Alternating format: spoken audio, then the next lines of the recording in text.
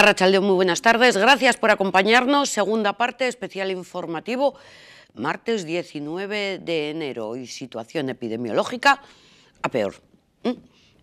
Como siempre decimos, y en plan editorial, pensábamos que el tema de las vacunas nos estaba liberando, pero el tema de las vacunas, pues bueno, que va muy lentito, que los datos de contagio hacen que estemos más preocupados por la COVID que por la solución que nos aporta las vacunas, pero bueno, esperemos que esto sea una situación transitoria.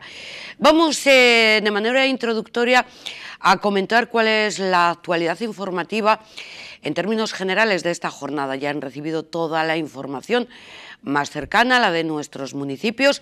En términos generales, anunciarles a estas alturas, igual ya lo saben ustedes, que Bilbao, la capital, entra en zona roja. Está a las puertas del cierre perimetral del viernes. ¿Y por qué decimos del viernes?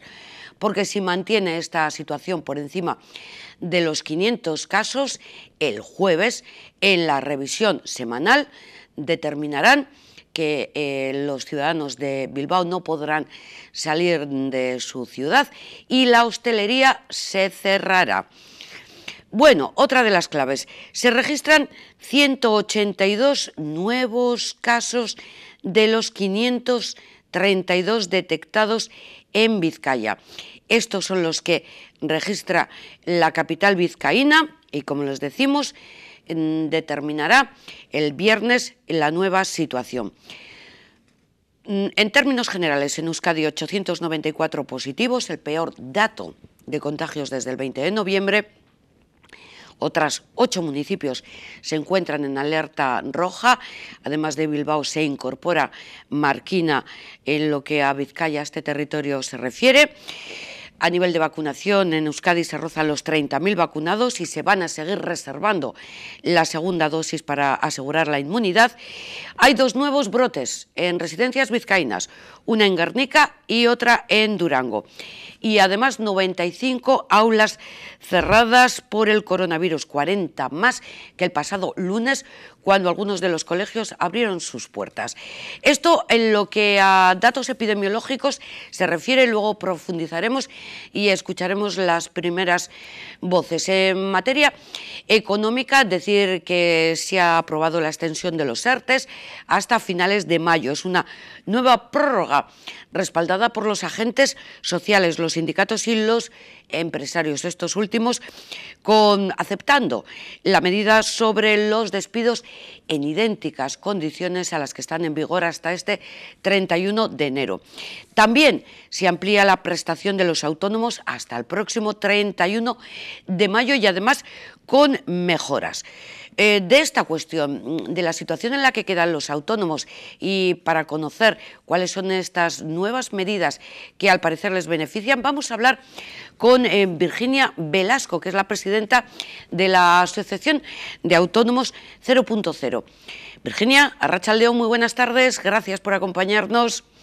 Hola, muy buenas tardes, gracias por invitarme a tu programa. 0.0, ¿qué significa? Pues significa autónomos, 0 ingresos, 0 pagos. O sea, ¿esa es la situación real que estáis viviendo? Esa es la situación que están viviendo muchísimos compañeros de muchos sectores. Hay sectores que llevan cerrados desde el mes de marzo del 2020. Decimos que llevan cerrados 10 meses y muchos de ellos no, ni tan siquiera han podido optar a ayudas porque son temporales y al ser temporales, como por ejemplo los feriantes, no han podido pues directamente solicitar ninguna ayuda. Efectivamente, porque es una actividad no permanente o temporal, es una forma muy difícil de plasmar en un papel, que es entiendo que es el que solicita el gobierno, cuáles son los ingresos que has tenido en el año anterior. Claro. Además de que tienes que presentar papeles y evidentemente ellos solo lo tienen durante unos meses, como requisito fundamental era el haber estado cotizando 12 meses anteriormente. Había una serie de requisitos que les hacía imposible acceder a ayuda. tanto ellos como otros colectivos, porque en el primer cese sí optaron bastantes autónomos, pero a partir del segundo cese que se amplió, ahí ya no entró la mayoría de autónomos.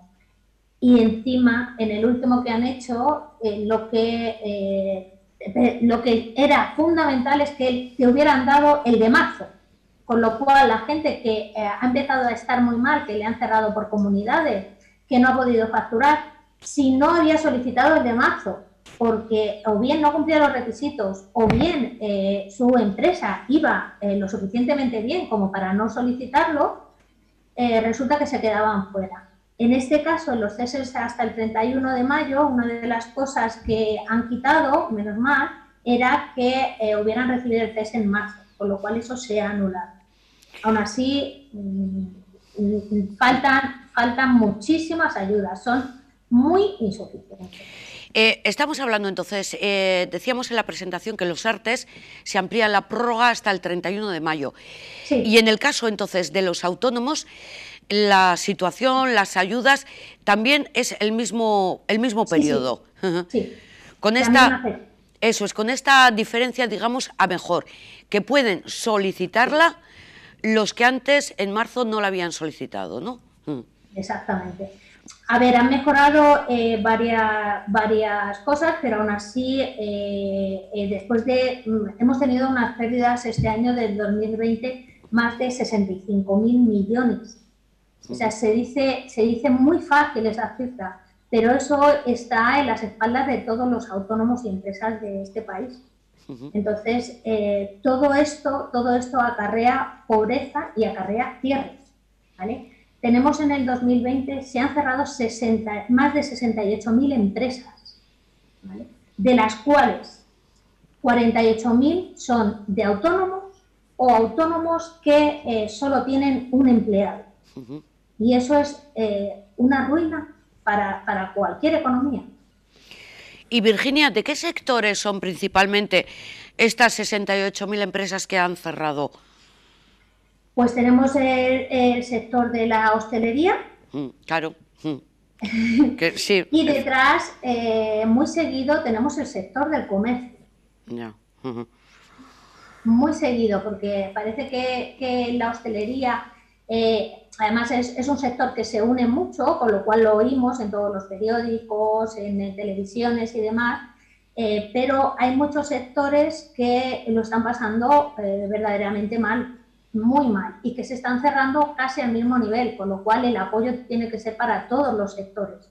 Claro, porque podemos hablar de pequeños talleres en el que trabaja el propietario, como bien dices, igual quizás con un empleado y no ha podido ejercer su labor. Yo, por ejemplo, en el sector que estoy, que es en el de la imagen personal, peluquerías, estética y demás, se han cerrado 10.000 salones, 10.000 salones, y se espera otros de 10 a 12.000 cierres de aquí a marzo. O sea, todos los sectores estamos muy tocados y necesitamos ayudas reales, pero ayudas reales no al autónomo, porque el autónomo tenemos esa pequeña ayuda que es con los ceses, que realmente la ayuda que nos dan es a nosotros para mantener a nuestras familias, pero no para mantener a nuestros negocios. O sea, nosotros no podemos, con el 70% de la base, que es lo que cobra un autónomo por cese, que son 600 creo que son 670 euros, con eso no podemos con nuestros negocios ni ayudarles, ni pagar un alquiler, ni nada. Simplemente eso es para que coman nuestras familias. Luego, las facturas de los negocios, las facturas de los alquileres, y esto nadie lo ha regulado ni han hecho intención de ello. Y tampoco nos han exonerado de las cuotas. Seguimos pagando unas cuotas de autónomos del 100%, aparte de que nos la han subido 2 veces. Yeah. Una por el año 2020 y la otra la que nos corresponde ahora, que nos sube este final de mes. Efectivamente, en enero ya habíamos anunciado que venía una subida de la cuota de los autónomos. La verdad es que con estas cantidades que estás comentando que recibís en concepto de ceses, el 70% de la base es incluso inferior que el salario mínimo, que el ingreso mínimo del que se está hablando. No sé, ¿qué os dicen los responsables políticos? Bueno, entendemos que estamos en una situación especial, que estamos en una pandemia, pero lo que sí nos dicen es que el país no tiene dinero para ayudarnos. Nos dicen que los ceses es algo puntual, que es algo que no se había hecho nunca. También es cierto que tampoco habíamos pasado una pandemia de esta magnitud nunca, con lo cual un poco como que nos dicen que nos tenemos que aguantar. Y ningún autónomo estamos dispuestos a tirar por la borda los negocios que nos ha costado lágrimas y sudor sacarlos adelante, porque estamos hablando de que en España hay 3.260.000 autónomos, de los cuales más de 1.700.000 son pequeños autónomos que trabajan solos. Sí. Entonces, ¿qué estamos diciendo? ¿Que este señor se vaya al paro? ¿Que engrose esas listas del paro que no da de sí el país para abonarlo? Entonces, lo que necesitamos es reactivar la economía a través de los autónomos y de las empresas, que son los que creamos el trabajo. Entonces, simplemente lo que pedimos es un apoyo para poder seguir creando trabajo y ayudar a levantar la economía del país. No estamos pidiendo limosna, estamos pidiendo un apoyo para levantar la economía, que tampoco creo que sea tan difícil. He apuntado la frase que decías, Virginia, al principio, los autónomos cada vez más pobres.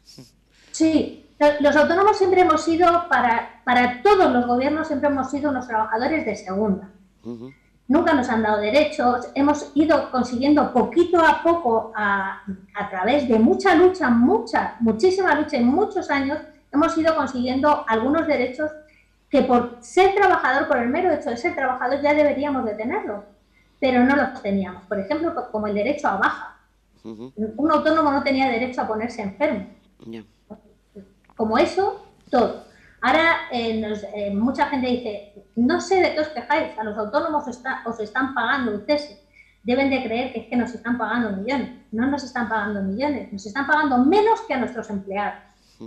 No, ya ha quedado claro muy bien, Virginia, lo que cobra un autónomo por el cese. Apuntaba también, ha sido fácil demostrar el tema de las pérdidas, un 75% de pérdidas respecto al año anterior. A ver, ha sido fácil en tanto que simplemente es un papel del trimestre, pero ha sido muy difícil en muchos casos de autónomos que, por ejemplo, están en módulos.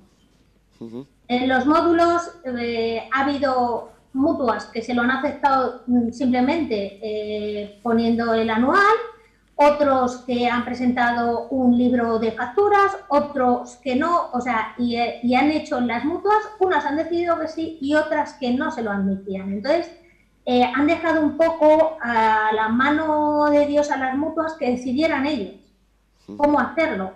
Y ha sido bastante complicado, es más, hay autónomos que hoy les están haciendo inspecciones y les están pidiendo devolver absolutamente toda la ayuda porque creen que no lo ha demostrado con suficiente capacidad como para que ellos lo valoren así. Entonces, hay gente que le están pidiendo, ahora mismo están realizando inspecciones y le están pidiendo devolver las ayudas. Ya, es un poco complicado esta situación. Y hay sectores en los que estos inspectores, por ejemplo, no admitan un cese. Perdona, no te he escuchado bien. Si hay algunos sectores en los que los inspectores no admiten el cese. Por ejemplo, pues yo soy un autónomo y trabajo en este sector y que le digan, no, pero tú, pongamos, por ejemplo, eres esencial, por lo tanto no tienes derecho a ayuda de la administración. Sí, exacto. En el momento que la administración sacó una lista con unos epígrafes en los cuales podías acceder a los ceses, y en esos epígrafes no había ningún problema, pero en el momento que te salías de esos epígrafes los gestores se volvían locos para ver cómo podían pedirte, puesto que tus pérdidas eran reales y no estabas trabajando y no podías trabajar, pero no admitían. Entonces, yo particularmente estuve en el Ministerio de Trabajo, tuvimos una reunión con la directora general de Trabajo.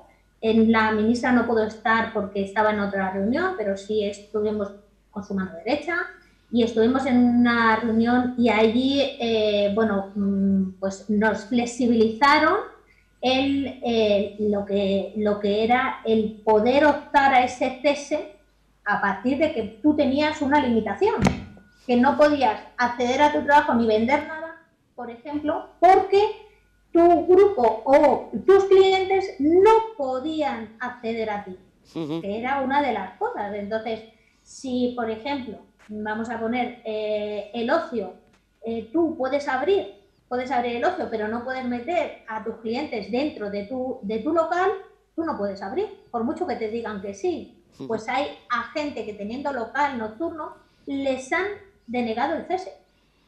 Ya. O sea, nos hemos encontrado con bastantes irregularidades que se han ido subsanando en unos casos y en otros que no ha habido manera y solo nos queda la parte judicial, pero eso tarda y comer. Ya, nos gusta, claro, sí, nos gusta hacerlo todos los días y además sí puede ser varias veces. Sí. Tu sector, además, el que nos estás comentando, el de peluquerías, es especialmente perjudicado en estos temas. Creo que habéis previsto alguna movilización, alguna concentración, Virginia. Sí, mañana en toda España se van a realizar, creo que son 78 concentraciones por un montón de ciudades de España, en las que reivindicamos la devolución del IVA reducido a nuestro sector. ¿Vale? Nosotros teníamos un IVA reducido del 8% y cuando vino la crisis nos subieron al 21%, 13 puntos de golpe, de la noche a la mañana. Como entendíamos que era una crisis, tampoco podíamos a nuestros clientes cobrarles ese IVA, con lo cual asimilamos ese IVA como pudimos. Esto fue en el 2008. Hemos estado luchando porque esto se nos dijo que era de forma puntual y todavía a fecha de hoy seguimos con el 21%. Entonces estamos pidiendo bajar al IVA reducido del 10%, no es bajar, sino volver a nuestro IVA. Y además con connotaciones duras porque estamos cerrando por la presión fiscal que también tenemos los pequeños salones, que también es un sector en un 85%, creo que casi es el 90%, no tengo los datos correctos, es femenino. Y Europa nos exige que el trabajo femenino esté también al 50%, no que haya este paro femenino que hay en España, mucho más alto que el masculino. Entonces, ¿qué hacemos? ¿Cerramos y nos vamos todas al paro también? Entonces, es algo que vamos a hacer mañana. En todos los ayuntamientos se pueden comprobarlo ahí en el Facebook de Autónomos 00, todas las ciudades donde vamos a hacer concentraciones y estamos unidos un montón de asociaciones de provincias, federaciones, incluso la patronal de peluquería también está apoyando todo este movimiento. Me preguntan vía WhatsApp si hay que pagar los autónomos, si tienen que pagar el 100% de las cotizaciones. Los autónomos sí, los autónomos tienen que pagar el 100% de las cotizaciones. En este periodo de pandemia y teniendo en cuenta esta situación. Quien no tiene que pagar la cotización es las personas que puedan optar al cese. Las personas que pueden optar al cese, pueden optar a un cese, ahora mismo estaba del 50%, el 50% estamos hablando que cobran 424 euros, ¿vale?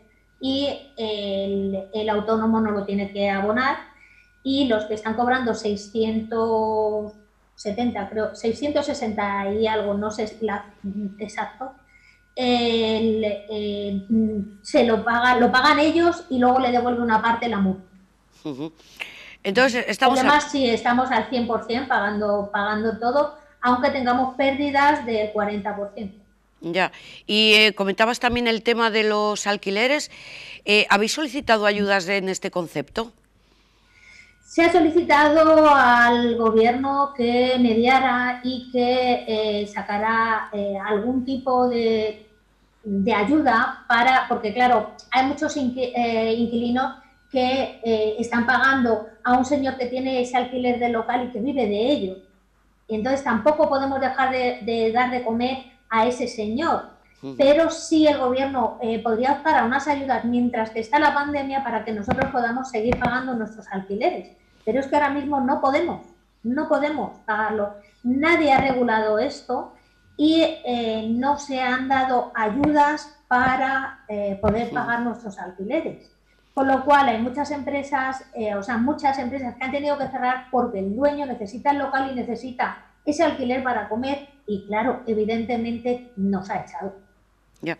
Lo que pasa es que hay una segunda parte, cuando tanto un autónomo como una pyme quiere buscar una ayuda, si tiene deudas ya está imposibilitado para recibir una ayuda. Sí, a ver, esto es así siempre, ha sido así siempre, ha sido algo que no ha cambiado. En el momento que tú tienes cualquier tipo de deuda con la Seguridad Social o con Hacienda o con algún ayuntamiento o con alguna empresa, ya no optas a ninguna ayuda, a ninguna. Ya. Entonces, claro, si hay gente que lo está pasando mal y ha tenido que dejar por ejemplo, dejar de pagar una cuota de autónomo, simplemente con esa cuota de autónomo ya no tiene derecho a recibir ningún tipo de ayuda, ni gubernamental, ni de la comunidad, ni de los ayuntamientos. El otro día me comentaba un autónomo que él, aquí en Euskadi, porque estaba en la lista de morosos, creo que por deber 10 euros a una compañía telefónica, le habían denegado las ayudas, en este caso ayudas municipales, ayudas que conceden los ayuntamientos un poco como complemento. A ver, yo en este caso eso no es legal, o sea, tiene que ser con administraciones públicas, ¿vale? Lo que pasa que es que creo que ya se están agarrando a cualquier cosa para no darnos las ayudas. Y la gente está pasándolo realmente mal. O sea, nosotros en la asociación tenemos gente que no tiene para dar de comer a sus hijos. No tiene directamente ya, porque ha estado intentando pagar todo para cuando pudiera abrir el poder subir, no dejar su negocio, y ha tenido que pagar el alquiler, que pagar todo, y ha llegado un momento en que ya no tiene para pagar nada, ni tiene ingresos de ningún tipo, Entonces esto es duro cuando estás trabajando habitualmente más de 10 y 12 horas para sacar adelante tu negocio y por lo tanto a tu familia. Entonces nos encontramos que hay ayuntamientos que están haciendo cosas que no son normales. O sea, tú puedes tener una deuda con una empresa de telefonía y no ser cierta, porque también nos ha pasado, no ser cierta y por eso no darte una ayuda a un ayuntamiento. No debe, porque lo que es, las deudas deben de ser oficiales, o sea, por estamentos oficiales, Hacienda, Seguridad Social y demás, o un ayuntamiento que le debe a Seliri, pero nunca a una empresa privada. Yo por deber una factura a mi proveedor no me puede negar mi ayuntamiento una ayuda. Eso no es legal. Pues muy interesante saberlo, y si alguien nos escucha que esté en ese caso, pues que sepa que desde la Asociación de Autónomos 0.0, cero ingresos y cero ayudas, pues este es Cero ingresos, cero pagos. Cero ingresos y cero ayudas, pues 0.00. Sí. Virginia, nada, que está muy negro el panorama hoy en día, a ver si mejora a lo largo de este año 2021, porque cuando llegó pensábamos que iba a ser mejor que el que hemos dejado, que este 2020, pero de momento está siendo muy churro, ¿eh? Calla, que yo estoy en Madrid y creo que hemos empezado peor de lo que acabamos, y ahora para mañana empiezan a dar lluvias y no sé si sacar el traje de neopreno, con decirte eso te digo todo. Pues yo te aconsejaría, porque habéis sacado el traje de nieve, porque llegó Filomena con toda su mala leche. Horrible, horrible. Pues nada, que no falte, no sé, el optimismo, por lo menos el optimismo, mucho ánimo. Hay que ser positivos, o sea, vamos a salir. Los autónomos somos gente luchadora, somos trabajadores incansables y estamos acostumbrados a sacarnos las castañas del fuego solos.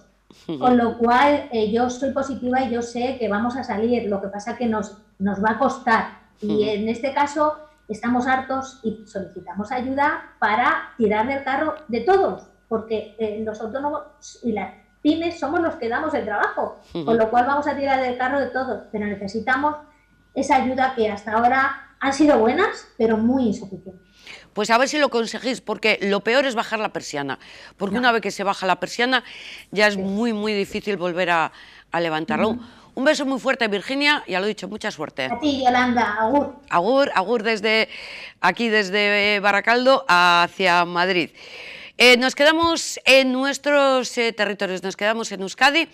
Como decimos hoy, esta mañana, la consejera de Salud, Gochone Sagardui, ha comparecido para dar los nuevos datos. La tasa acumulada en 14 días, que está en 430,87, mala. La tasa de positividad, que está en el 8,3%, mala, porque ha subido. Y en los hospitales se nota la tensión.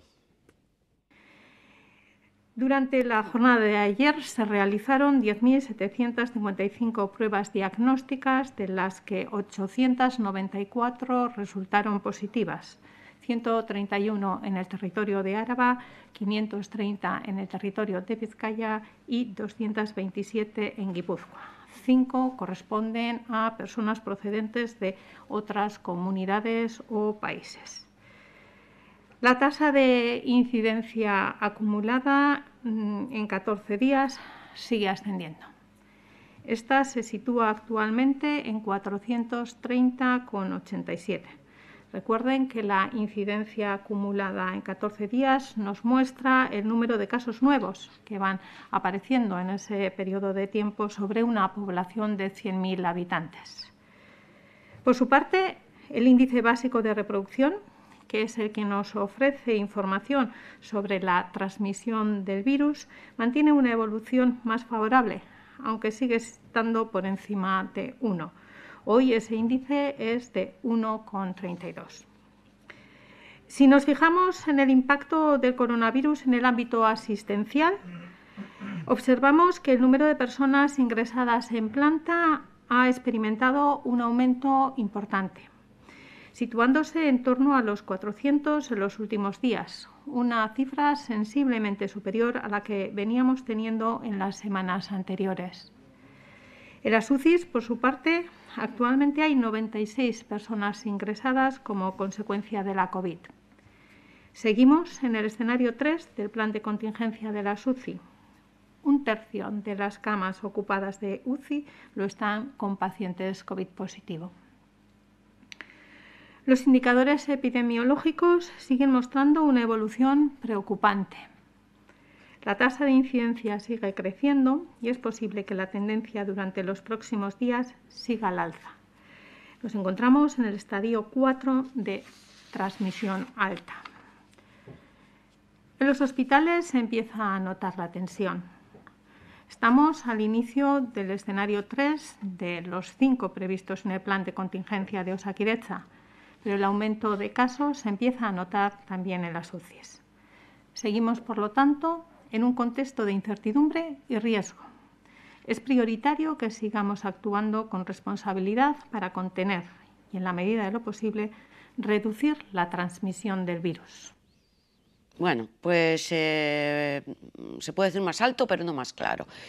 Algunos de los datos: situación en los hospitales. En el día de ayer, 82 personas ingresaron por COVID en planta y en las UCIs hay actualmente 96 personas con COVID.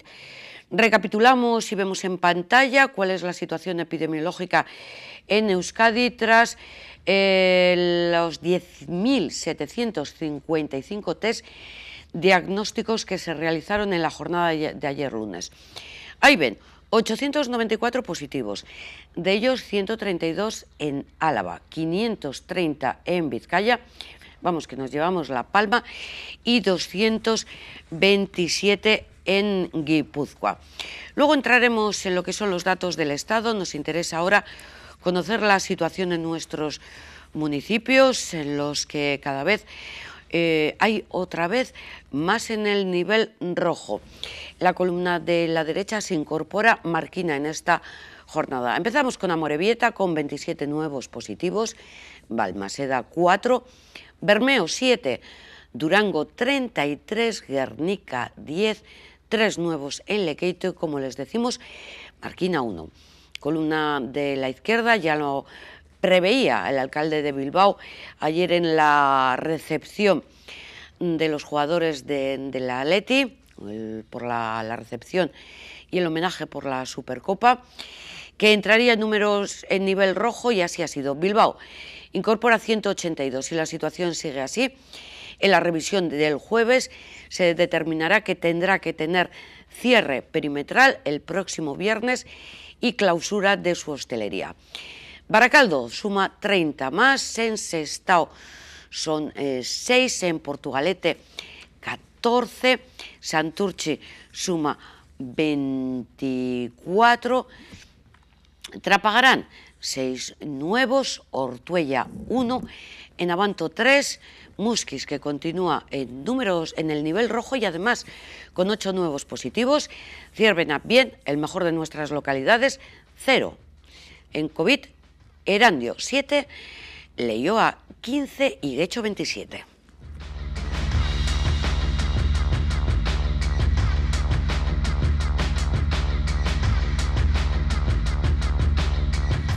Antes de hablar de las vacunas, queremos actualizar con todos ustedes la situación en las residencias, porque ya saben que los focos están apareciendo en los centros de mayores, y hoy de nuevo la Diputación ha actualizado los datos. Son 10.748 las plazas residenciales que tiene cuantificadas la Diputación, y el número de personas usuarias con positivo confirmado ascienden a 226, hospitalizados 37 y curados 2.749. Trabajadoras con positivo 185 y confinadas, porque están en aislamiento, porque todavía no tienen la confirmación de la prueba, son 80. Vamos con los 14 centros con personas residentes afectadas. Tenemos en primer lugar un día más a Marcelo Gangoiti en Musquis, que suma 77. Trullondo en Zamudio 52, Calzada en Guernica 18.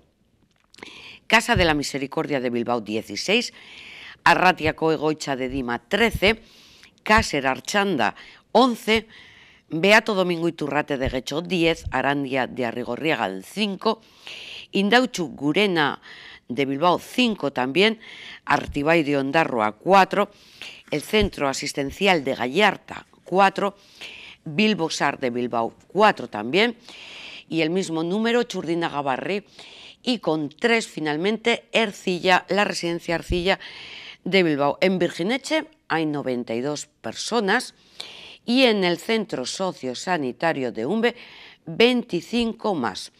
La Diputación incluye hoy datos del brote detectado en una planta del Centro Residencial Calzada de Guernica, que tiene 95 personas usuarias y 100 profesionales allí trabajando. Y según los últimos datos, tras el cribado completo realizado en la residencia ayer lunes, hay 18 personas con COVID. De ellas, 16 se encuentran asintomáticas. Y en cuanto a los profesionales, 12 han dado positivos. Las personas residentes y los profesionales de este centro recibieron la primera dosis de la vacuna contra el COVID el pasado 11 de enero. También los datos reportados hoy incluyen el brote detectado en una planta del Centro Residencial Tavira de Durango, que tiene 18 personas usuarias y 14 profesionales. Vamos con los resultados aquí. 8 personas residentes con COVID-19, todas asintomáticas, y 2 han sido derivadas al hospital y 6 a las unidades de atención sociosanitaria especializada. Respecto a los profesionales, 5 han dado positivos. Las personas residentes y los profesionales de este centro hospitalario recibieron la primera dosis de la vacuna el pasado 4 de enero. En términos generales, han fallecido en las residencias de Vizcaya y en las últimas horas 3 personas y se han curado 56. Recordarles, como ya les informaba mis compañeras Arantxa y Coro, del dispositivo especial en Gallarta, que tendrá lugar el jueves, que se va a hacer un cribado preventivo a los profesionales de 13 centros sociosanitarios de toda la comarca de Meatzaldea. Tendrá lugar aquí en Abanto Ciervana y en concreto en el frontón chiquito de Gallarta. Están llamados a hacer el cribado 333 profesionales de centros residenciales, como decimos, de esta comarca. Bueno, este es el análisis de la situación en las residencias a día de hoy, martes 19 de enero. Vamos ahora con la situación de la vacunación. En Euskadi se han administrado más de 29.000 dosis. Todas las residencias han recibido la primera dosis y algunas están ya administrando la segunda. Además, en los centros sanitarios, como por ejemplo el Hospital de Cruces, que fue el primero en comenzar, 914 profesionales han recibido ya la vacuna Moderna. Euskadi sigue una estrategia que ha definido la consejera de Salud Gotzone Sagardui de adecuada. Euskadi continúa avanzando en el proceso de vacunación y lo está haciendo bajo los principios de la solidaridad y prudencia. Lo estamos haciendo en base a la estrategia diseñada desde el principio, esto es, garantizando siempre la segunda dosis. Así, podemos decir que en Euskadi se han administrado 29.325 dosis en total, 28.930 primeras dosis y 395 segundas dosis. Podemos afirmar que todas las personas que viven en una residencia de mayores han recibido la primera dosis y ya hemos comenzado con la administración de la segunda. Como recordarán, los primeros 21 días se cumplieron el pasado domingo respecto a la primera administración y luego reanudamos la vacunación el miércoles. Luego mañana miércoles continuaremos con la administración de esta segunda dosis. Por otro lado, el viernes pasado comenzamos con la vacunación de profesionales sanitarios de Osakidetza. A día de hoy hemos vacunado a 914 profesionales. Como dijimos, iniciamos la vacunación de este colectivo con las dosis de Moderna, ya que estaba indicada para personas menores de 65 años. Hemos administrado en Vizcaya las 700 dosis de Moderna que teníamos previstas de dosis. Quisiera recordar varios mensajes que hemos ido repitiendo desde el comienzo de la campaña de vacunación. La disponibilidad de dosis no depende de Euskadi, ni tan siquiera del Ministerio del Gobierno español. Existe una compra centralizada que se desarrolla desde Europa.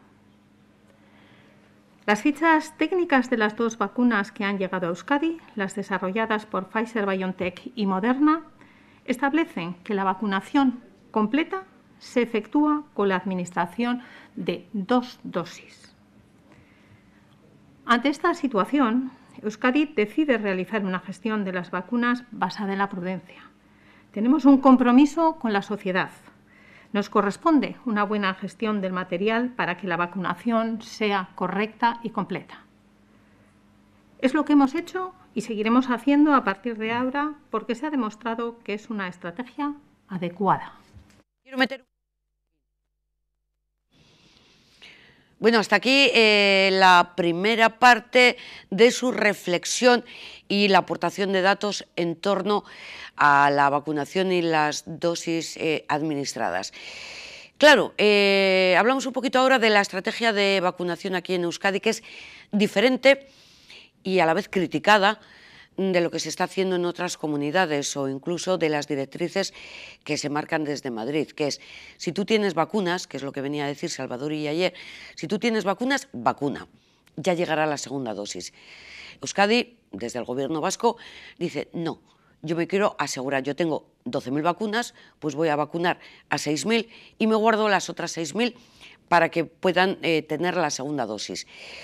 Claro, ante esta situación, ahí ha habido dudas, porque también Madrid dijo, pues el que menos ha vacunado, menos vacunas va a recibir porque Pfizer me va a distribuir menos vacunas.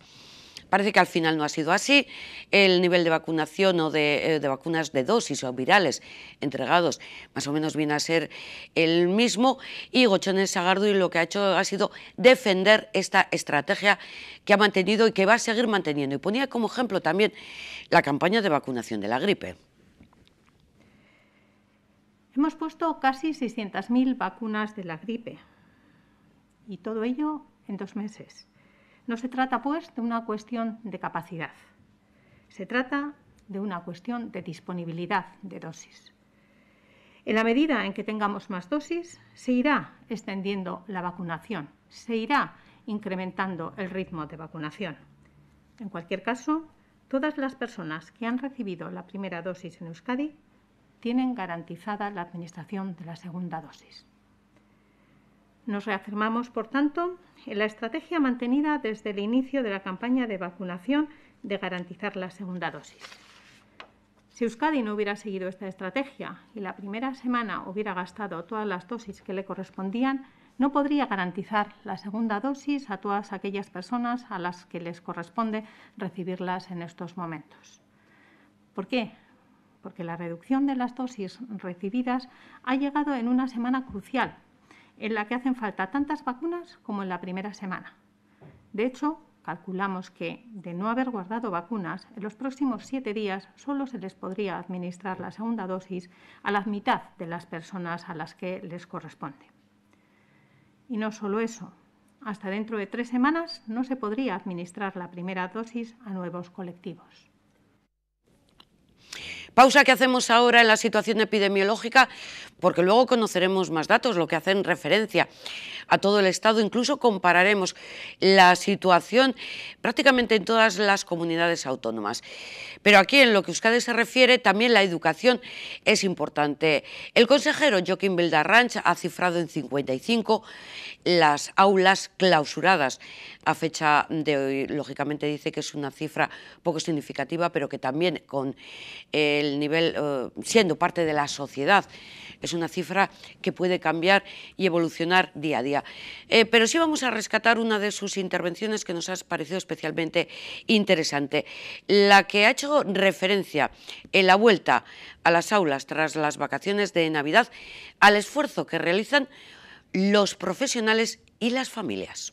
Se reconocerá lo suficiente el trabajo que tanto el personal docente, los profesores, profesoras, las direcciones y lo que es la gente de limpieza, los propios padres y, como no, los alumnos, que independientemente de la edad que tengan, ver niños, niñas de 6 años con la mascarilla en clase todo el día, o en algunos momentos teniendo que abrir, con este frío, teniendo que abrir las ventanas, bueno, pues están siendo, la verdad, el alumnado, junto, como digo, con todos los profesionales, están sacando este proyecto adelante, y yo creo que la sociedad en ese sentido también tiene que reconocer, por lo que digo, dotan de una gran estabilidad a la sociedad, sabiendo que la educación es presencial, y ese va a ser nuestro objetivo.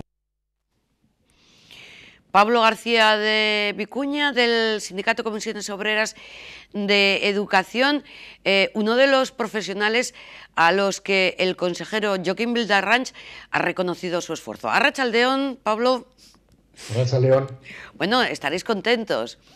Os reconocen el esfuerzo, os reconocen como piezas prioritarias en esta educación presencial que, como dice, es el objetivo del departamento. Hombre, siempre es de agradecer que de la mano de una persona, de un político y especialmente de quien dirige los destinos de los y las profesionales del sistema educativo vasco venga ese reconocimiento, ¿no? Lo que pasa es que nosotros, junto al reconocimiento, que está muy bien y desde luego hay que dar en sus palabras, lo que pedimos es que no decaiga la participación en las distintas mesas, en los distintos trabajos que las organizaciones sindicales, como representantes de del conjunto del profesorado y del resto del colectivo que trabajan en la educación vasca, sigamos teniendo una oportunidad de negociar, de participar y de consensuar medidas que queremos que son satisfactorias para el conjunto del sistema educativo vasco. Pablo, entonces entiendo que la situación en este año 2021 y con la vuelta a las aulas es la misma que dejamos en el 2020 antes de las vacaciones de Navidad. Bueno, es la misma, lo que pasa es que el tiempo va transcurriendo. Me refiero a que es verdad que cuando se inició todo el proceso de participación en negociaciones y demás, teníamos por delante prácticamente 8 meses y ahora el espacio se ha reducido a 5. Es decir, seguimos negociando, pero todavía no se puede decir en ningún momento que haya avances significativos como para pensar que las conversaciones están llegando a buen término. No ha decaído el afán negociador, es verdad que seguimos participando en las distintas reuniones en las que se nos convocan, pero también es verdad que tenemos una cierta intranquilidad porque nos gustaría ver a estas alturas ya del proceso algunos cambios de forma significativa y todavía el departamento está guardando las bazas en ese sentido. Seguimos avanzando en temas, pero no hay todavía una sensación de decir, bueno, vamos por buen camino. No se han interrumpido las negociaciones, las reuniones, pero todavía el capítulo de logros podemos decir que es relativamente escaso. Recuérdanos, por favor, Pablo, cuáles son esas peticiones, esos logros que buscáis. Bueno, pues quizás el elemento más importante de todos ellos es que seamos capaces, sindicatos y administración, en este caso estoy hablando de la red pública, seamos capaces de conformar un nuevo acuerdo regulador que haga superar el que tenemos que data del 2010. Estamos ya, por tanto, a 11 años de aquel acuerdo. La sociedad no es la misma, las condiciones no son las mismas y, lógicamente, queremos que se nos actualicen todas las necesidades que en su momento hemos ido remarcando y que todavía a día de hoy, en algunos casos, no están recogidas. Quizás la más significativa de todos estos es que hemos pedido, por activa y por pasiva, que haya una negociación en el reparto de las ratios, que haya una nueva distribución de lo que es el número de alumnos y alumnas por aula y que haya también, en ese sentido, un reconocimiento de algunas cuestiones que en su momento, allá por 2010, 12, 14, no estaban reconocidas porque no eran exigidas como tal, pero que en estos momentos forman parte de la cotidianidad de las aulas. Es decir, que haya una actuación reglada cuando haya que hacer activamente una enseñanza no presencial, que esto esté total y absolutamente regulado, que no sea un espacio que se aprovecha para incrementar la jornada laboral de las y de los profesionales y que en ese mismo sentido haya una formación adecuada de un capítulo tan importante como es la enseñanza online, que en estos momentos sigue en unos niveles de formación por parte de la administración prácticamente desde los tiempos de pandemia. No se puede decir que en ese sentido haya habido una mejora evidente, que es algo que la sociedad, que el conjunto de las familias, el alumnado y, por supuesto, el profesorado reclamamos una actualización de todo lo que es la formación en este proceso online, ¿no? Sin embargo, me parece recordar que el consejero anunció dentro de los presupuestos que se van a aprobar de este año 2021 que los alumnos de la red pública dispondrían de ordenadores, por lo menos, o acceso a Internet, o no sé si tenéis más información en este sentido. Sí, bueno, la misma que tienes tú, que efectivamente se iba a destinar una partida importante del presupuesto a contratar este tipo de servicios, pero lógicamente no han llegado aún o están llegando de una forma muy, muy matizada y todavía no se puede generalizar. También hizo si no me equivoco, un anuncio diciendo que desde prácticamente quinto de primaria van a tener ya todo el alumnado un material disponible online, pero el problema del material disponible online es el mismo que en su momento ocurrió cuando se empezó con el tema de la Escola 2.0, ¿no? No se trata de dotar orgánicamente de una terminal, que por supuesto que tiene que haber en aquellas familias y en aquel alumnado que carezca de ello de forma privada, sino que tiene que haber una dotación en cuanto a recursos, en cuanto a lo que es incremento de los programas informáticos y que, por tanto, el ordenador que se facilite, el móvil que se facilite, la conexión a Internet que se facilite, tiene que servir para que la prolongación de lo que eran las clases presenciales pueda tener una actividad prácticamente similar a la que se realiza cuando se está en el aula, y en este caso sería de forma online, ¿no? Y eso es lo que nosotros no notamos todavía, que haya un avance significativo. Hay un banco de datos donde teóricamente se pueden ir subiendo experiencias privadas o particulares que tengan el conjunto de profesores o de centros educativos, pero no hay un marco amplio en el cual exista una guía de actuación a la hora de encaminar esos trabajos de una forma más aleatoria. Es decir, depende ya de la voluntad individual del compañero o de la compañera, del profesor o de la profesora de turno, a la hora de conectarse y de ver si este programa, si esta determinada aplicación le sirve o no le sirve. Por eso reclamamos continuamente que la formación online es fundamental y que tiene que abarcar desde primero de primaria hasta prácticamente segundo de bachillerato, sin excluir a ningún tipo de alumnado ni de profesorado, porque no estén dentro de los parámetros que la Administración considera en estos momentos, o como he dicho, es a partir de quinto de primaria.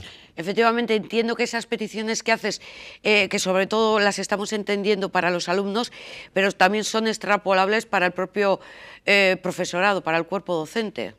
Sí, por eso a eso me refería, que la dotación del material para aquel alumnado que se encuentra más discriminado a la hora de poder hacer frente a una situación extraña como es la de la comunicación educativa en su propio domicilio, tiene que venir acompañado para que el profesorado también esté lo suficientemente preparado y sea capaz de alternar las necesidades propias que tenga que atender.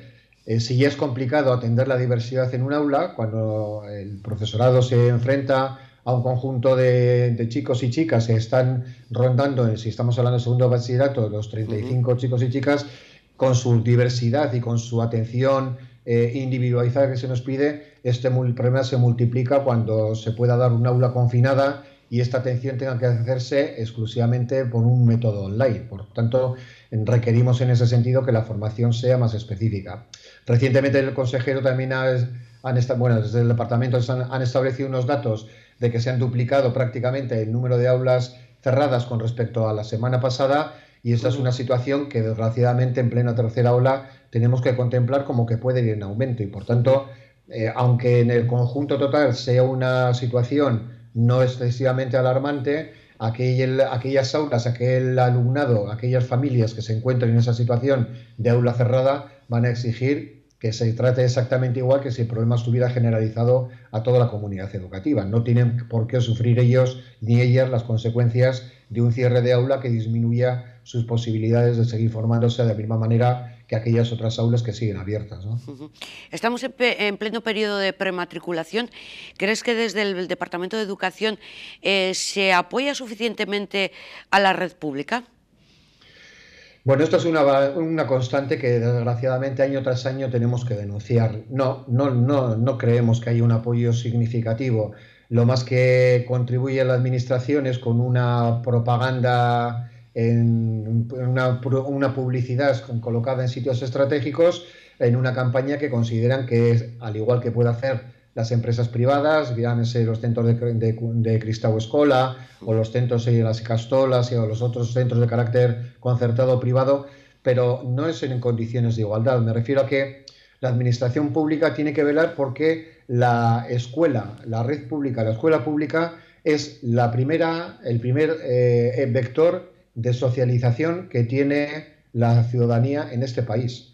Y ser el primer vector, más allá de lo que la propia familia hace con ese niño, con esa niña, tiene que darle una energía suficiente como para estar por encima de cualquier otra planificación a la hora de la captación del alumnado que pueda hacer un centro concertado. Nosotros hemos creído siempre que tiene que haber una mayor exigencia en lo que son las campañas de matriculación por parte del Departamento de Educación, porque estamos precisamente hablando de una realidad que, pese a que se denuncia, parece que no se quiere entender. Las Haurreskolak, por ejemplo, en estos momentos disponen de prácticamente el 50% de aulas vacías.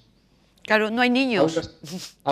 Bueno, pero hay niños que sin embargo, y niñas que sin embargo entran en centros y en escuelas infantiles concertadas y en escuelas privadas, y lo que creemos ahí es que la administración, su primera obligación es intentar llenar esas aulas, y por tanto para eso hacer designar una serie de mensajes y una publicidad que atraiga a las familias hacia un tipo de escuela que es la mayor parte de las veces gratuita y que por tanto está en disposición de poder atender en las mejores condiciones a cualquier familia, a cualquier tipo de alumno y alumna. Ahí creemos que hay una escasa energía a la hora de presentar este periodo de matriculación con una fortaleza suficiente como para demostrar que este es el primer engranaje que una institución tiene que poner en marcha para socializar de forma ciudadana a cualquier niño o niña en un futuro. Otro de los aspectos que abordó en la presentación de esta campaña de prematriculación fue el tema de las bajas y de las sustituciones. ¿Está debidamente conformado y hay personal suficiente para hacer frente a las bajas que se hayan producido y que puedan seguir produciéndose? Y no solo por el coronavirus, claro. Sí, en estos momentos sí. A ver, hay un problema de base que viene ocurriendo desde hace ya 3 o 4 años que tiene que ver con que en determinadas especialidades, especialmente, sobre todo en el ámbito ya del bachillerato, son o tienen una lista de candidatos y candidatas para hacer sustituciones relativamente corta, y en una situación de pandemia como podemos estar en estos momentos ahora, puede llegar a bloquearse y quedarse prácticamente sin personas para sustitución.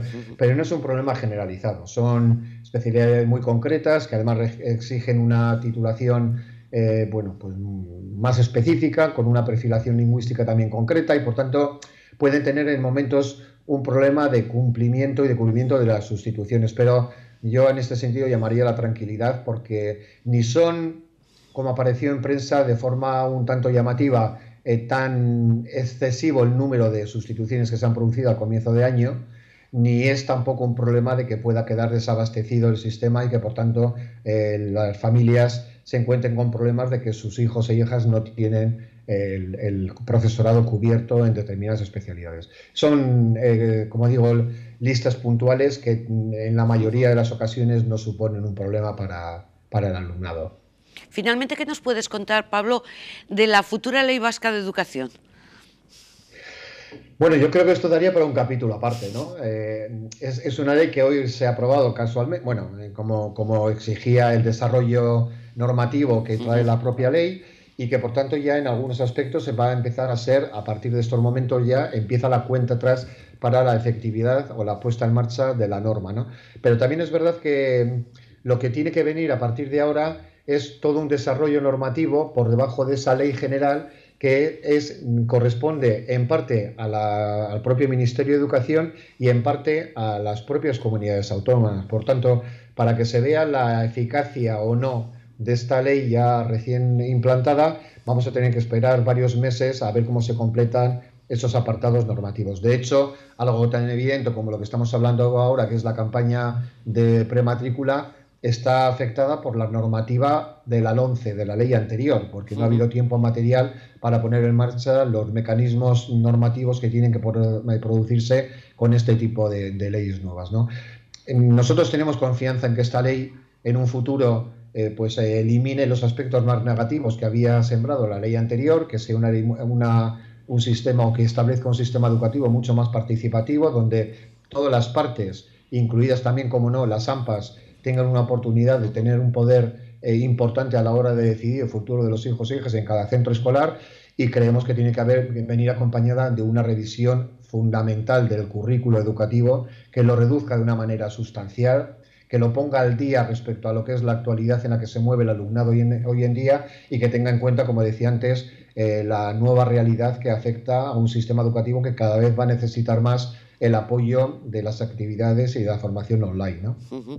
Pablo, pues muchísimas gracias como siempre por toda esta información recibida de primera mano y que nos aclara cuál es la situación. Que vaya todo muy muy bien en esta segunda parte de este curso escolar que ha comenzado pues este mes de enero, prácticamente ayer, como quien dice. Así es, esperemos que así sea. Gracias. Gracias, Pablo García de Vicuña, de Educación, Comisiones Obreras. Era el consejero también Joaquín Vildarranch el que hablaba esta mañana también de esta futura ley vasca de educación y coincide además con lo que acabamos de escuchar. Necesitará un gran pacto de todos los agentes que intervienen en la educación.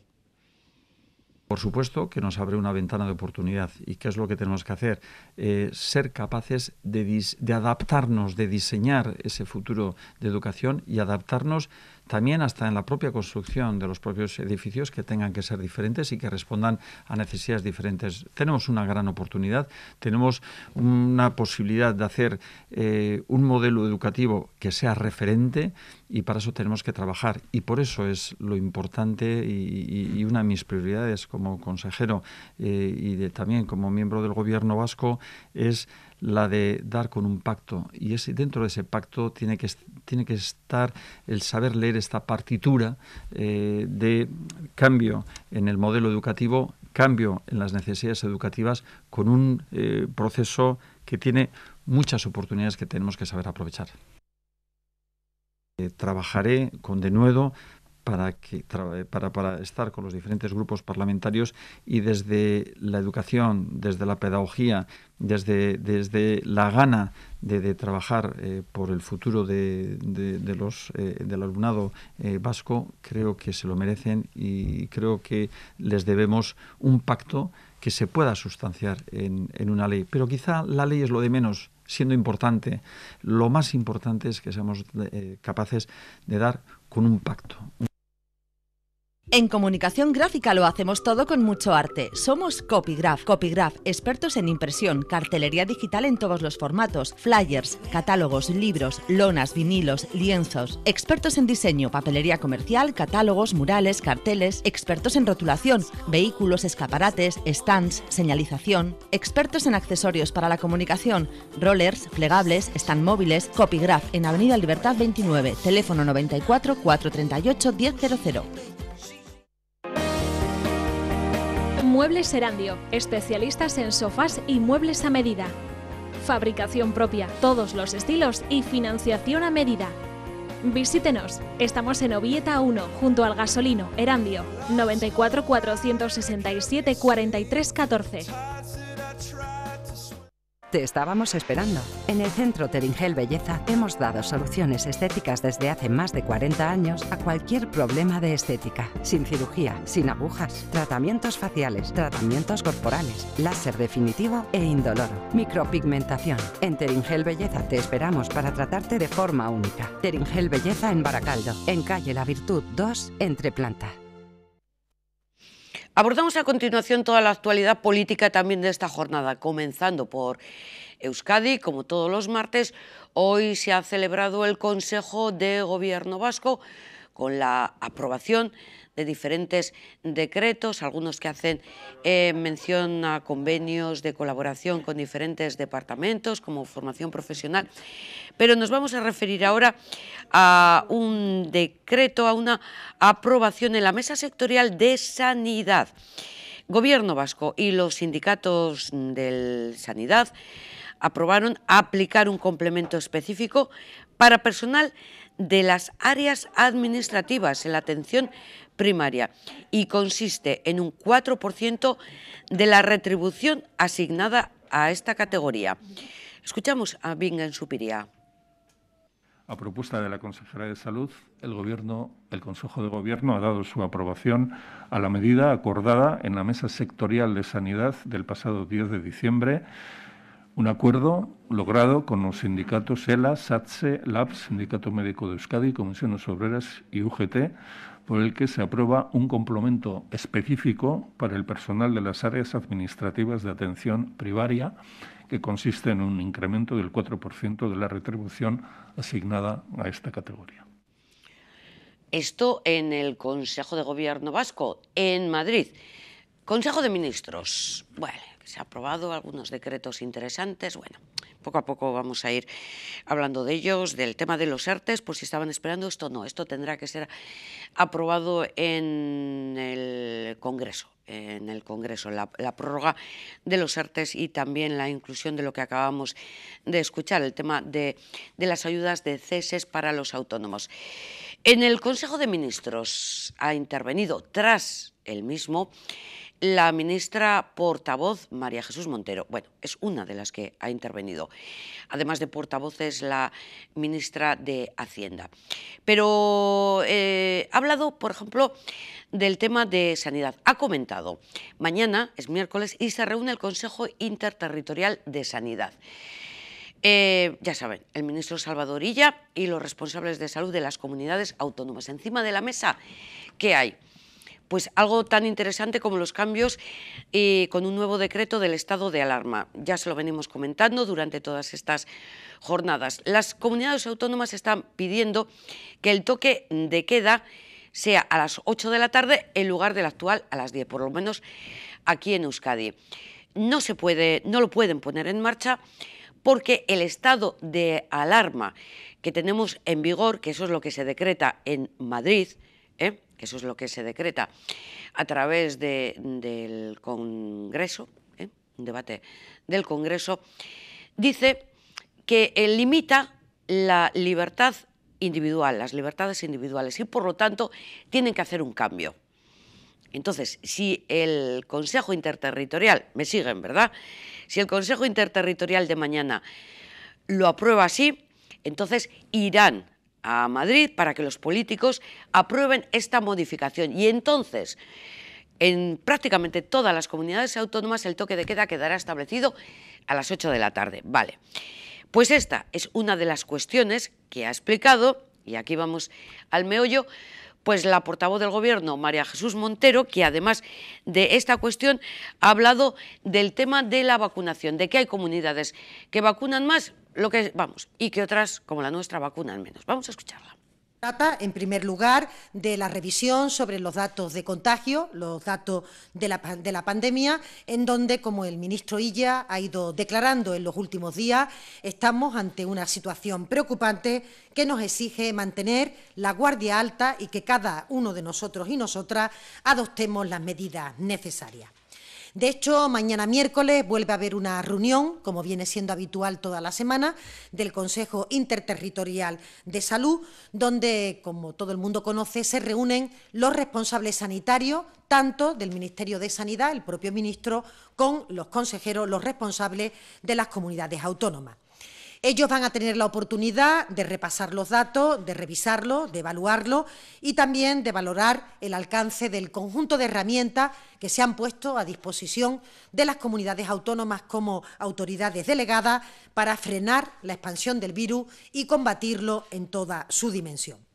De hecho, a la finalización de este Consejo Interterritorial comparecerá, como también viene siendo costumbre, el ministro Illa, quien dará detalle sobre los asuntos tratados y también sobre los elementos acordados o que se abordarán en los próximos días.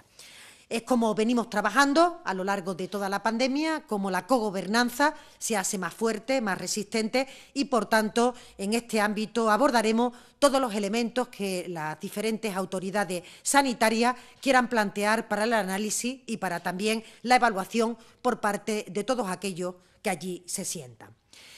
Igualmente, saben que ya hemos empezado a administrar la segunda dosis de la vacuna a las personas residentes y trabajadores que están en el entorno de la residencia, igualmente al personal sanitario y sociosanitario como a los grandes dependientes. Es muy importante recordar que incluso cuando una persona se ha puesto la vacuna, aunque adquiera la inmunidad, no puede dejar de protegerse y, por tanto, tiene que usar la mascarilla, el distanciamiento social, al igual que el lavado de manos. Tengo que decir que las vacunas que se han dispensado, que se están dispensando, están propiciando que en torno al 70% de las dosis recibidas ya se hayan administrado al conjunto de los ciudadanos, un dato de vacunación que nos sitúa entre los países del mundo que están registrando una mayor tasa de vacunación y, por tanto, nuestro agradecimiento a los profesionales sanitarios, a la atención primaria, a los distritos, al conjunto de los dispositivos del Sistema Nacional de Salud que están, desde luego, trabajando a destajo para propiciar que a la mayor brevedad posible la mayor parte de la población se encuentre vacunada. Y, de hecho, mantenemos las fechas previstas por el Ministerio de Sanidad, como es que entre mayo y junio de este año 2021 se hayan vacunado en nuestro país entre 15 y 20 millones de personas. Insisto en que lo haremos posible de forma coordinada en un trabajo conjunto Ministerio de Sanidad y comunidades autónomas. Con el permiso de la ministra, intentaremos buscar estos datos de vacunación que ya sitúa a todo el Estado, al Estado español, entre la lista de países con una mayor tasa de vacunación de todo el mundo. No es que lo dude, o no, lo dudo o no lo dudo, no lo sé. Por lo tanto, esto requerirá pues un poco tarea de investigación. Nosotros lo que sí aportaremos enseguida son los datos de contagio y de fallecidos en las diferentes comunidades. Pero antes vamos a conocer los últimos datos que ha aportado el coordinador del Departamento de Sanidad, Fernando Simón, en su intervención en la que aprovecha a dar datos de contagios, opinión, el número de personas en planta. Por ejemplo, dice 84.288 son los positivos desde el pasado viernes. Son muchos en todo el Estado, 689 casos por cada 100.000 habitantes. Esto está por encima de la tasa de Euskadi, pero elevado. Vamos a escucharla, Fernando Simón. Tenemos una incidencia acumulada a 14 días de 689 casos por 100.000 habitantes. Es claramente superior a la que veníamos observando en semanas previas. Llevamos una tendencia ascendente, pero también es cierto que ese incremento que se venía observando hace aproximadamente una semana se ha ido suavizando y en los últimos días estamos observando que esos incrementos diarios son cada vez más suaves, lo que indicaría que estamos, no sabemos exactamente ya en el punto álgido del periodo en el que estamos ahora, la tercera ola, si lo quieren llamar así, o si todavía tenemos que esperar, pero sí que en principio indicaría que estaríamos ya, si no en él, llegando a ese pico máximo. Podríamos estar, según veamos la evolución de los datos en los próximos días, podríamos incluso estar ya empezando la fase de meseta o descenso. Habrá que valorarlo con mucho cuidado porque, desde luego, los datos con el poco retraso que tienen pueden todavía cambiar mucho la perspectiva. La ocupación de las UCI, sin embargo, sigue subiendo progresivamente. Sabemos que siempre va con retraso respecto a la incidencia. En este momento tenemos una ocupación de UCIs del 18,6% a nivel nacional, pero con importantes variaciones entre comunidades autónomas. Algunas están incluso por encima del 35%, pero otras están por debajo del 10%. En cuanto a la ocupación, esto se refería a la ocupación de camas hospitalarias. La ocupación de las UCIs es, desgraciadamente, bastante superior, un 30 y casi un 33%, 32,7%, también con importante variabilidad. Hay comunidades autónomas que están en alrededor del 50% o incluso por encima, y otras comunidades que están claramente por debajo del 20, con 15, o próximas al 20, con 19, etc. Esto, obviamente, esperamos que hasta que no hayan pasado al menos 1 o 2 semanas desde que empezamos el descenso, las UCIs van a seguir teniendo pequeños incrementos o estabilizadas, pero desde luego no van a descender al mismo tiempo que veamos el descenso de los casos. El número de pruebas que se realiza sigue siendo importante, por lo tanto tenemos una alta capacidad de detección ahora mismo.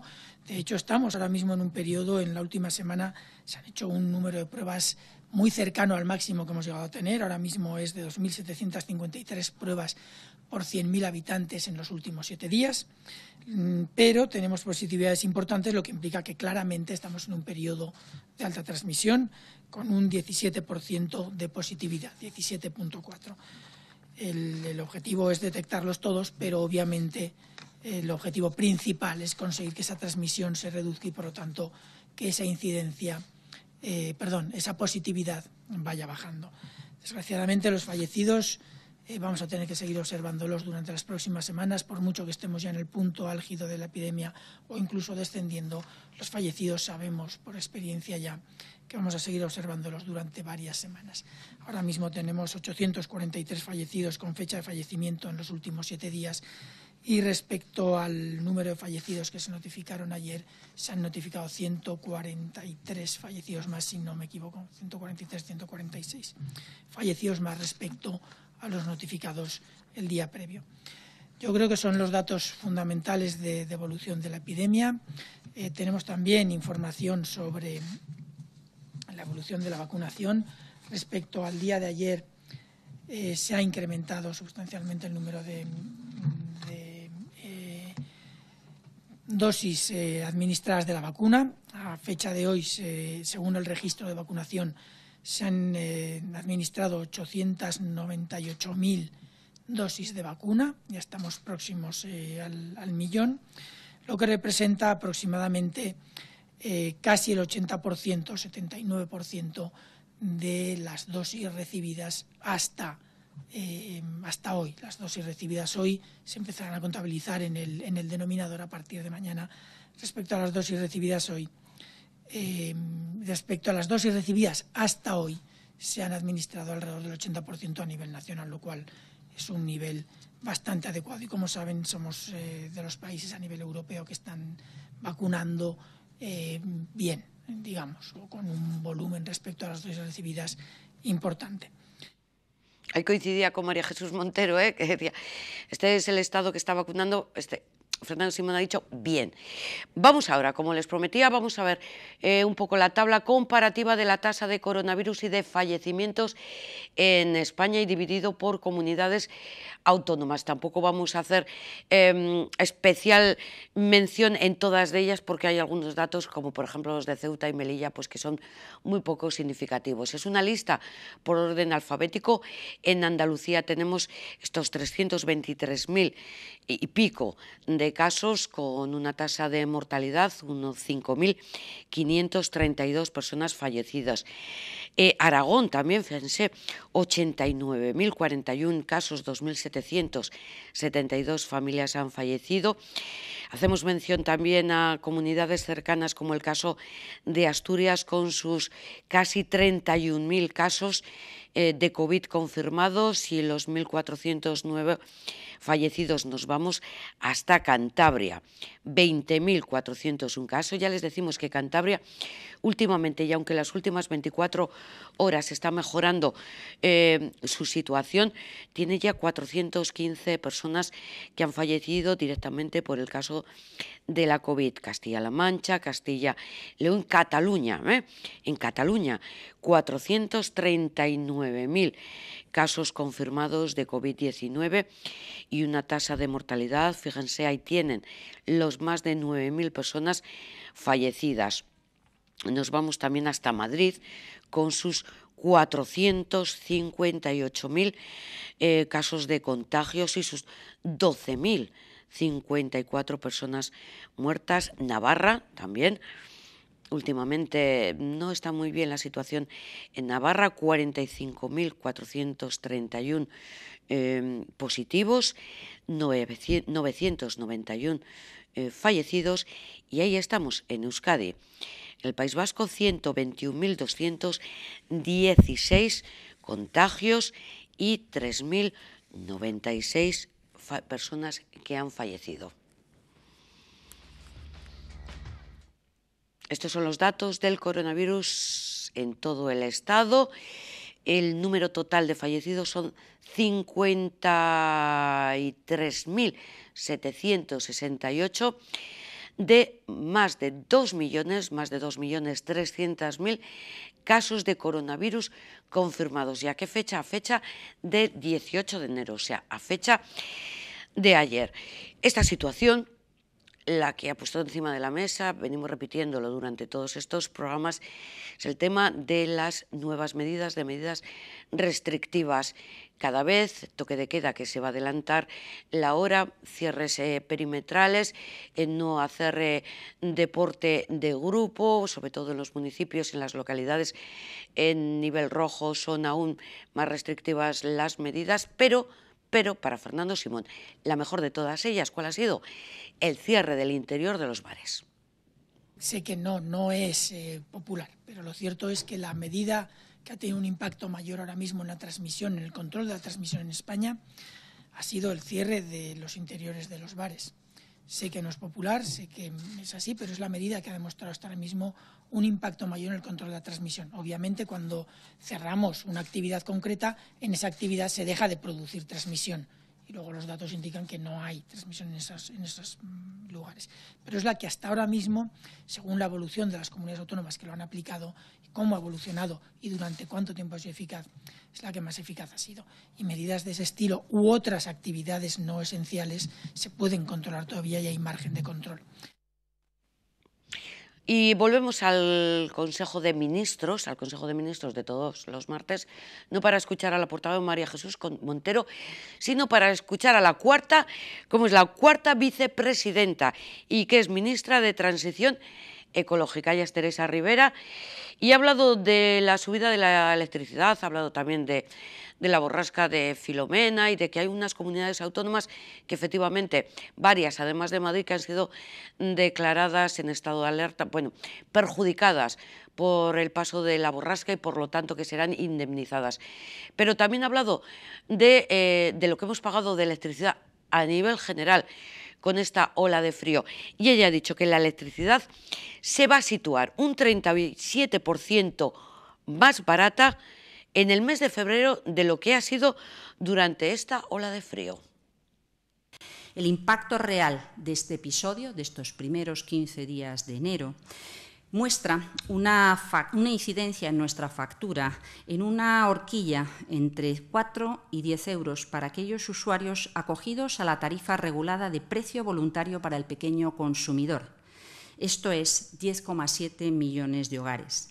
Es la tarifa más competitiva, la más estable.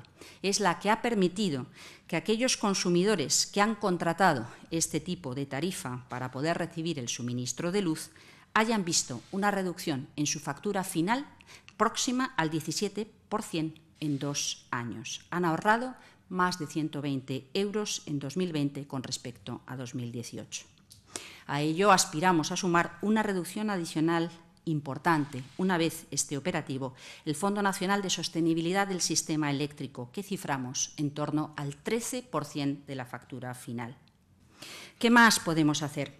Durante 2 años hemos adoptado más de 50 medidas de reforma del mercado, de planificación y de estrategia para acelerar la integración de renovables, el almacenamiento, el autoconsumo, la eficiencia energética. Todo ello capital para la reducción progresiva de la factura de los consumidores.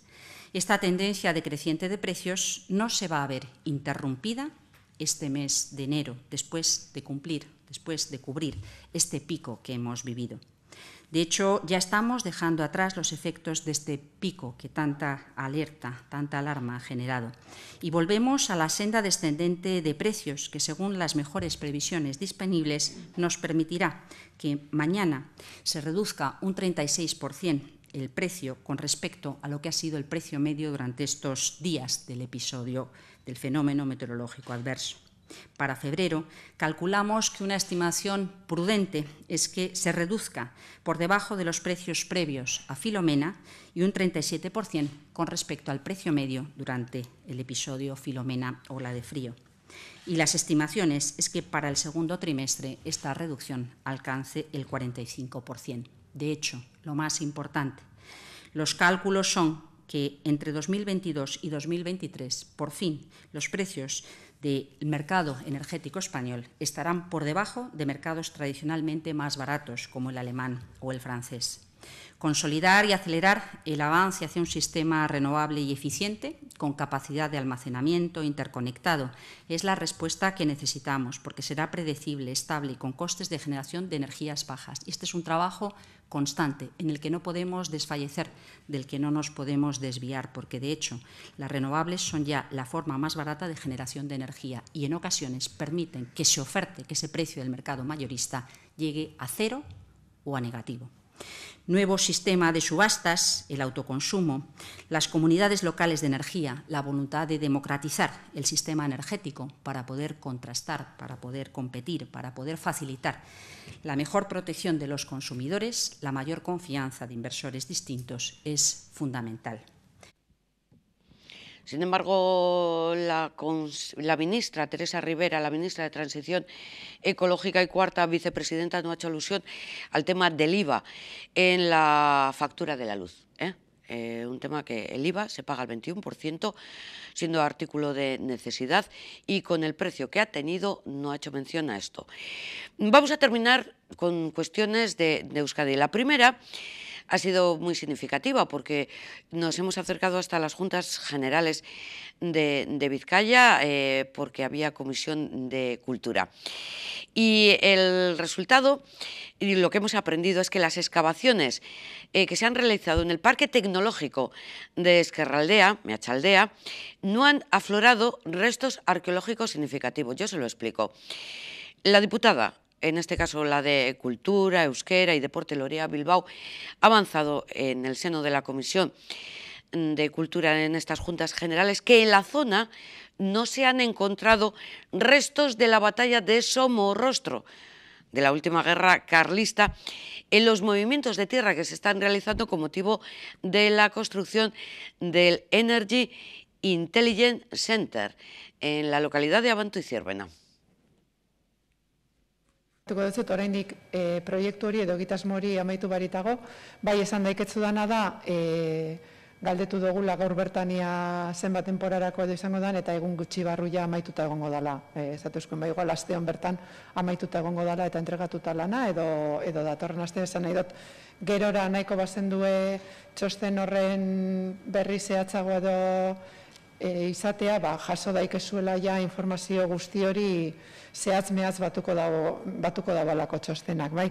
Non egingo da lana edo batetik bi eremu dago, segia da, batetik egingo da indusketa eraikinaren eremuan, azken baten eraikina eraikitzeko eremua aztertu beharra dagolako, baina baita ere ingurua urbanizatzeko edo urbanizatuko dan eremua edo inguru hori ere aztertuko da.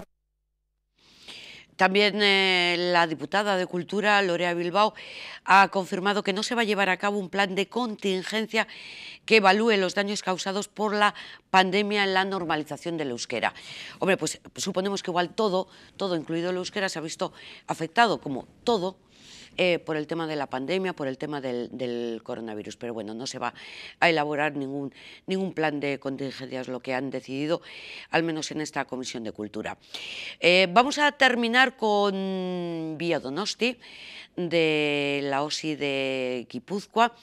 Allí el doctor Josean Iribarren, que es el jefe de servicio de enfermedades infecciosas de esta OSI, nos explica, es muy interesante, atentos, cómo debemos interpretar los datos médicos, que muchas veces no sabemos interpretarlos, pues él nos lo va a explicar perfectamente. Con él le dejamos, con el doctor Josean Iribarren.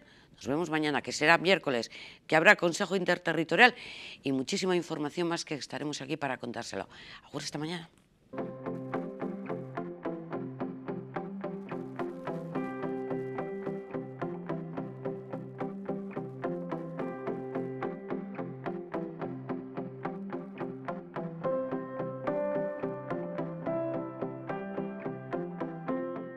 Me han pedido que intente explicar con palabras de alguna forma sencillas estos conceptos que en estos últimos meses vemos que aparecen prácticamente a diario en la prensa y en la televisión.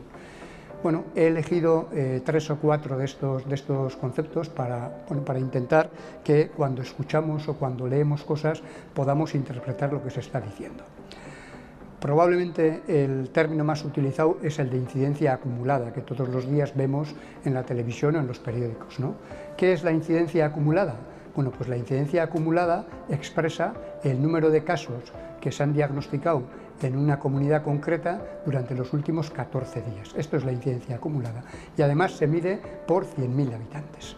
Por ejemplo, os he traído aquí un ejemplo para verlo, y si en Guipúzcoa entre el 6 y el 20 de noviembre, por ejemplo, se han diagnosticado 5.115 casos y la provincia calculamos que tiene 700.000 habitantes, pues la incidencia acumulada sería 5.115 dividido por 700.000 y multiplicado por 100.000 y sale esa cifra mágica que nos suelen decir que ahora aquí sería de 730 por 100.000, que es una cifra muy alta. Esto es la incidencia acumulada.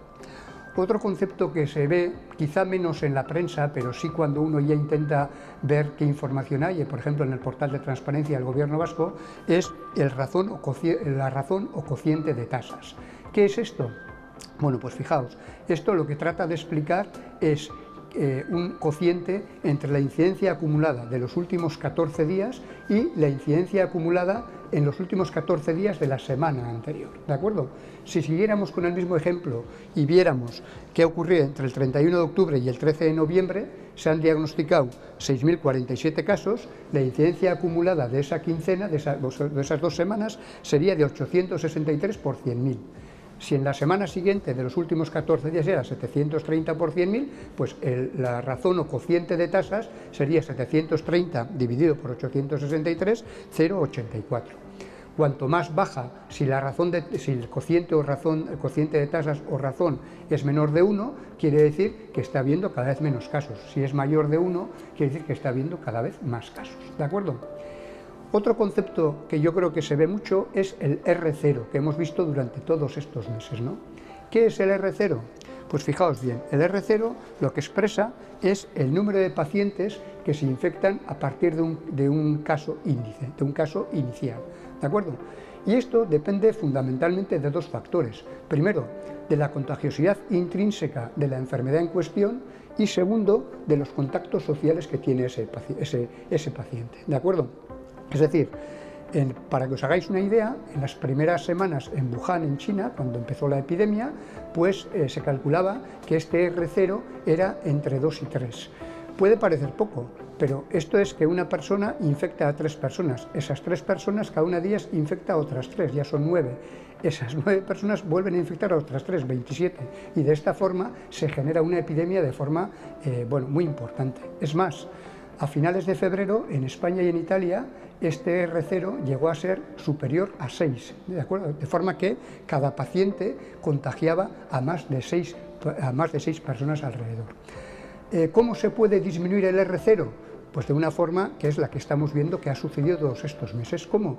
Disminuyendo los contactos sociales, haciendo que los pacientes que están infectados estén cuarentenados, estén en cuarentena hasta que pasa su periodo de infecciosidad y, por supuesto, disminuyendo la interacción social. De ahí viene el tema del distanciamiento social, de los aforos limitados, porque además tenemos que tener presente, como ya se ha comentado en alguna otra presentación, que en torno a un 50% de los pacientes su infección es asintomática, es decir, no saben que están infectados. Por eso es muy importante todo el tema de las mascarillas, del distanciamiento social, de los aforos, para intentar que un paciente que pueda estar infectado transmita al menor número de pacientes posibles y el R0 sea lo menor posible, ¿de acuerdo?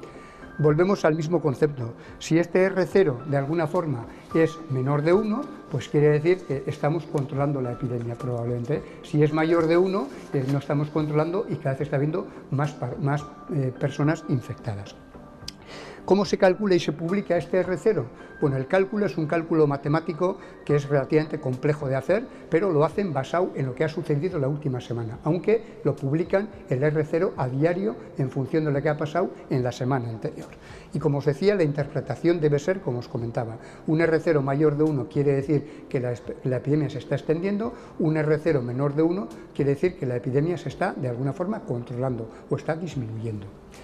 Algunos medios de comunicación, en vez del R0, utilizan otro concepto, que es el número de reproducción efectivo, o RE. Bueno, yo creo que esto no merece la pena que entremos en mucho detalle. Simplemente, en vez de hablar de cuántas personas infecta una única persona, lo que hacen es el número de personas infectadas que hay en todo un día a cuántas personas infectan. Es un concepto relativamente parecido, pero que quizá expresa un poquito mejor cuál está siendo la evolución de la epidemia. ¿De acuerdo? El tercer concepto en el que quería entrar es la tasa de contagio. Y esto sí que es cierto que, así como los términos anteriores expresan más o menos lo que quieren decir, la tasa de contagio es un término muy desafortunado tal y como se está utilizando. ¿De acuerdo? ¿Por qué? La tasa de contagio, cuando utilizan este término, ¿qué están haciendo? Lo que están haciendo es ver a cuántos pacientes se les ha hecho, a cuántas personas, perdón, se les ha hecho una prueba diagnóstica en un día concreto y cuántas de esas personas esa prueba ha dado positiva. Pues el porcentaje de positivos de todos los que se ha hecho la prueba es lo que se denomina la tasa de contagio, que no tiene nada que ver realmente con lo que es el contagio, que tendría mucho más que ver con este R0 que antes comentábamos, ¿de acuerdo? Para que os hagáis una idea, traía también un ejemplo. Suponed que en un día, en una comunidad, en Donosti, por ejemplo, se han hecho 600 PCRs a personas que tenían clínica o que eran contactos estrechos. Y se han hecho 400 pruebas de antígeno, que ahora están también, de alguna forma, en boga, ¿no? Y de esas 600 pruebas que se han hecho PCR, 60 son positivas. Y 40 son positivas. Y de las 400 de antígeno, 20 son positivas, de forma que de las 1000 pruebas que se han hecho, en total 60 son positivas. Bueno, pues la tasa de contagio que nos dicen en la televisión y en el periódico sería de un 6%, que, insisto, no tiene nada que ver con la tasa de contagio, es simplemente la proporción de pacientes o de personas en los que la prueba diagnóstica es positiva, ¿vale? La OMS, de una forma relativamente arbitraria, define que cuando estamos por debajo de un 5% de positividad en la prueba, quiere decir que la epidemia la tenemos bien controlada y por encima no estaría tan claro. Bueno, esto yo creo que hay que matizarlo bastante porque entendéis bien que este porcentaje depende no solo del número de pruebas positivas, sino del número de pruebas que se hacen. Si tú haces muchísimas pruebas a mucha gente, pues probablemente esta proporción, aunque tengas positivos, bajará, ¿vale? Por lo tanto, sí que creo que esto hay que tener muy presente. Tasa de contagio no expresa para nada lo que realmente es la cifra que está trayendo, y bueno, pues su utilidad es bastante relativa. Y no quería acabar esta breve presentación sin algo que también creo que es muy interesante para la gente en general, ¿no? Y es que continuamente estamos oyendo hablar del riesgo de colapso hospitalario, ¿no? Es decir, un poco el colapso de intensivos, el colapso hospitalario. ¿Por qué sucede esto? Pues fijaos, realmente de todas las personas infectadas, que en un momento dado están infectadas, aproximadamente el 5% necesitan ingresar en un hospital, ¿vale? Y de estas, aproximadamente un 8-10%, es decir, un 0,5% de todas las infectadas, es decir, una de cada 200 infectadas, necesita ingresar en intensivos, ¿vale? Dicho así, parece poco, pero si viéramos un poco números concretos, veremos cómo esto no es tan poco.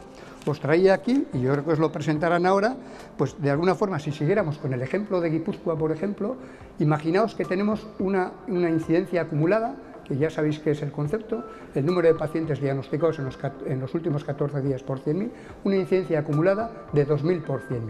Que no hemos llegado, pero no hemos andado tampoco tan lejos. Hemos estado con incidencias acumuladas en Guipúzcoa por encima de 1.000 por 100.000. Bueno, pues si tuviéramos una incidencia acumulada de 2.000 por 100.000, quiere decir que si hay 700.000 habitantes en Guipúzcoa, tenemos a la vez 14.000 pacientes infectados. Claro, si el 5% de esos 14.000 pacientes necesita ingreso hospitalario, estamos hablando de que 700 pacientes necesitan ingreso hospitalario. Y las camas que tenemos en Guipúzcoa son las que son. El hospital más grande es el Hospital Universitario Donostia, que tiene en torno a 1.000 camas, y el resto son hospitales comarcales que tienen bastantes menos camas. Entonces estaríamos hablando de que hay 700 camas, solo con esto que estábamos contando, son con 14.000 guipuzcoanos infectados a la vez, estaríamos ocupando 700 camas de un hospital. No solo eso, si estamos diciendo que realmente el 10% de esos que han ingresado necesitan intensivos, estaríamos ocupando 70 camas de intensivos. Es decir, con solo 14.000 pacientes infectados en toda Guipúzcoa, que es solo el 2% de la población de Guipúzcoa, solo con eso ya tenemos de alguna forma colapsados el servicio de cuidados intensivos y una gran parte de la actividad hospitalaria de toda la provincia.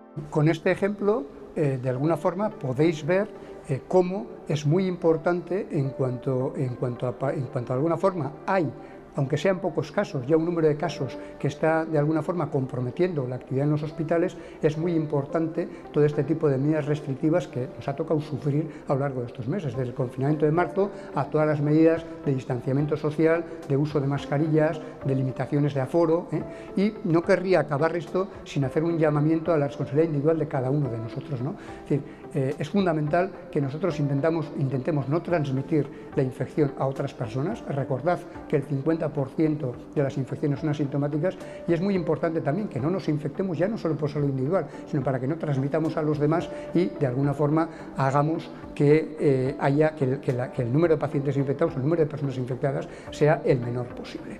Porque realmente cuando nosotros estamos dedicando mucho esfuerzo de un hospital a la atención de pacientes COVID, no hay que perder de vista que de alguna forma eso va en detrimento de pacientes con otras enfermedades a los que pues se les atiende más tarde o se les atiende un poco peor de lo que nos gustaría a todos.